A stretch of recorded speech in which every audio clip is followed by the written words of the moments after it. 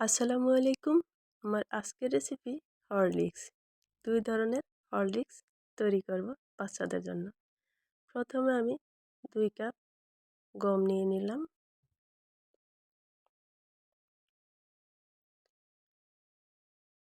এই গমটাকে পানি দিয়ে ভিজিয়ে রাখবো ৮ ঘন্টা।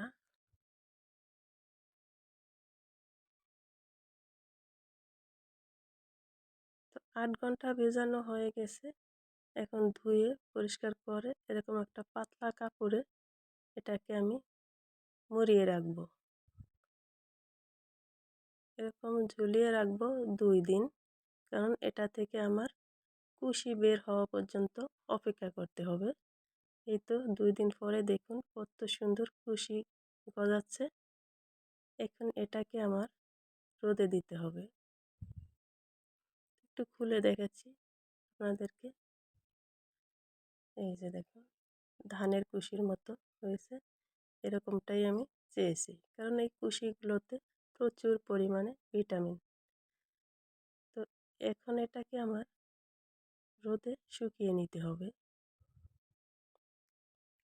একটা ছড়ানো প্লেটে ছড়িয়ে দিয়ে রোদে শুকাতে দেব। শুকানো হয়ে গেলে এগুলো আমি ভেজে নেব। কাঁচা যাতে একটা গন্ধ না আসে সেজন্য গমগুলো আমি অল্প আঁচে মুচমুচে করে ভেজে নেব। এই তো শুকানোর পরে এই অবস্থা হলো। এখন এগুলো ভেজে নেব। এটা ভেজে নেওয়া হয়ে গেছে। এখন এদিকে নিয়েছি আমি মিষ্টি কুমড়োর বিচি, কাঠবাদাম আর কাজু বাদাম। তো এখানে আমি চীনাবাদামটা নেই, কারণ সেটা বাচ্চারা ভেজে খাবে বলেছে, এর সাথে অ্যাড করতে না বলেছে, সেজন্য আপনারা চাইলে অ্যাড করতে পারেন। তো আমি সবগুলো বাদামও ভেজে নিয়েছি। এখন এক ব্লেন্ডার জাগে নিয়ে গুঁড়ো করে নিলাম।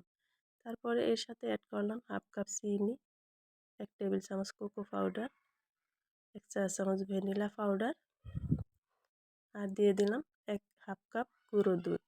এখন ভালো করে আবারও ব্লেন্ড করে নিতে হবে। এই তো ব্লেন্ড করা হয়ে গেছে। তৈরি হয়ে গেল হরলিক্স। কোকো পাউডার দিয়ে একটা তৈরি হয়ে গেল।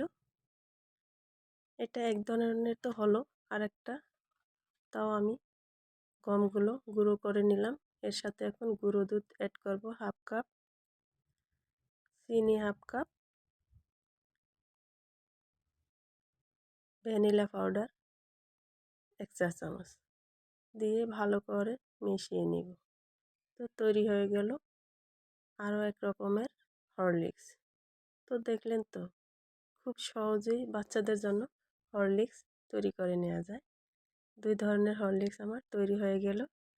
এখন একটু আপনাদেরকে পরিবেশন করে দেখাই, আর বাচ্চাদেরকে একটু এই যে গুলিয়ে খেয়েও দেখাবো।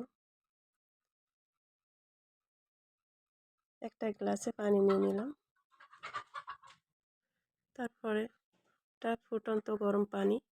এখন 2 চামচ করে হরলিক্স দিয়ে দিলাম। চিনি তো অলরেডি মেশানোই আছে, তো সব কিছুই মেশানো আছে, শুধু পানিটা গরম হলেই হবে। এই যে প্রতিদিনের রুটিনে বাচ্চাদের এই হরলিক্সটা রাখতে পারেন। তো আজ এ পর্যন্ত। সবাই ভালো থাকবেন, সুস্থ থাকবেন। আল্লাহ হাফেজ।